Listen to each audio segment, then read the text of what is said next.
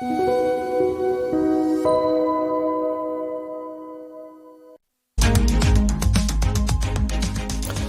뉴스토마토의 기사를 통해서 오늘의 주요 뉴스를 살펴보는 시간, 뉴스 브리프입니다. 첫 번째 소식부터 알아보겠습니다. 첫 번째 소식은 직접적으로 와 닿는 소식입니다. 제목부터 살펴보시죠. 물가 다시 꿈틀, 한 달 만에 3%대 재진입이라는 제목이었습니다. 지난달 소비자 물가가 한 달 만에 다시 3%대로 재진입을 했다라는 이야기인데요. 소비자 물가 지수의 최근 2년간의 등락률, 도표를 통해서 먼저 확인해 보겠습니다. 자, 표를 보시면 일단 가운데 선부터 한번 따라가 보도록 하겠습니다. 2022년입니다. 이 각 달마다 1년 전보다 얼마나 물가가 올랐느냐 상승률을 기록을 한 건데요. 보시다시피 점점 2022년에 올라가다가 7월 달 기준이죠. 6.3%까지 해서 최고치를 찍었습니다. 그 뒤로는 조금씩 줄어드는 모습들 이렇게 확인이 되고 있는데요. 다시 처음으로 가서 2023년으로 가겠습니다. 5%부터 출발을 했죠. 그 뒤로 계속 꾸준히 내려옵니다. 그러고 나서 7월 달에 저점을 기록하는데 2%대로 내려왔죠. 다시 올라서서 그 뒤로는 3%대를 유지하게 됐습니다. 자, 그러다가 올해 들어서 2024년 초에 바로 2%대로 이렇게 내려오게 되는 모습인데요. 그런데 이번에는 다시 3%대로 돌아왔다라는 이야기입니다. 자, 그러면 어떤 항목이 특징적이었는지 자세히 좀 살펴보도록 하겠습니다. 자, 특히 농축수산물의 상승이 대단히 컸는데 그 내용 살펴보겠습니다. 11.4% 농축수산물의 상승폭이 나타났는데 전체 물가를 0.85%포인트 끌어올렸습니다. 신선식품 지수는 20% 급등했고요. 특히 과일류의 가격 흐름이 좀 충격적인데 이쪽 보시면 신선과실 항목이 41.2% 급등하게 됐습니다. 1991년 9월 이후에 31년 5개월 만에 가장 높은 수준을 기록을 하게 됐고요. 그리고 또 하나 석유류가 문제가 됐죠.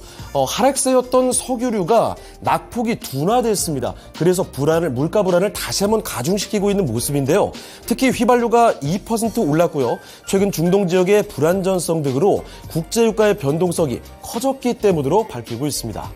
자, 그리고 이에 따라서 지금 정부에서는 물가를 잡기 위한 대책을 강구하고 있는 모습인데요.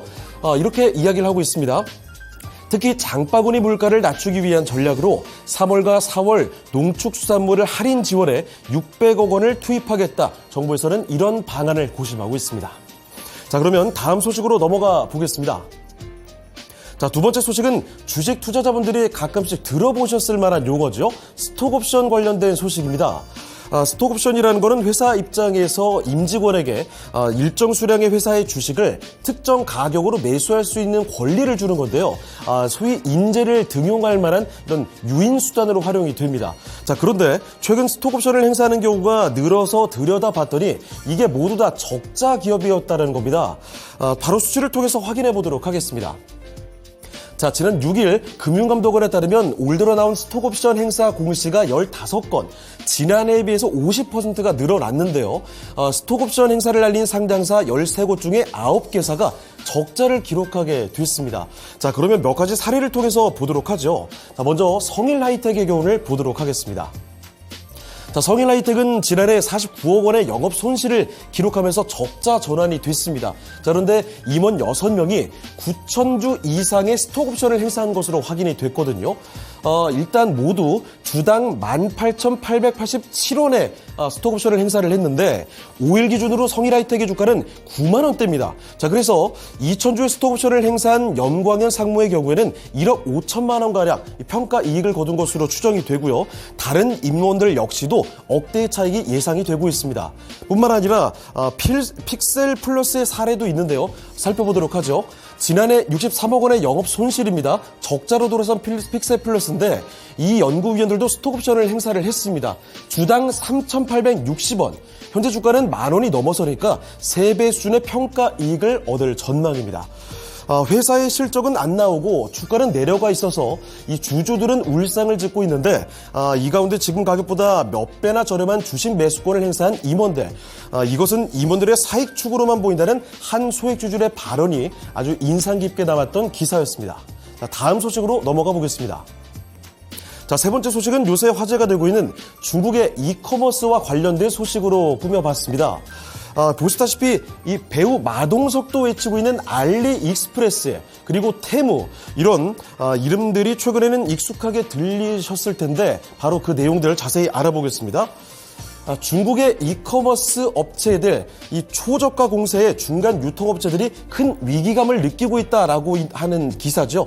B2B 시장까지 진출을 하게 될 경우에는 국내의 산업 구조가 망가질 수 있다. 이런 우려감이 나오고 있습니다. 일단 소비자에게 판매하는 B2C 사업을 넘어서 세력을 확장하려는 시도로 풀이가 되고 있는데요.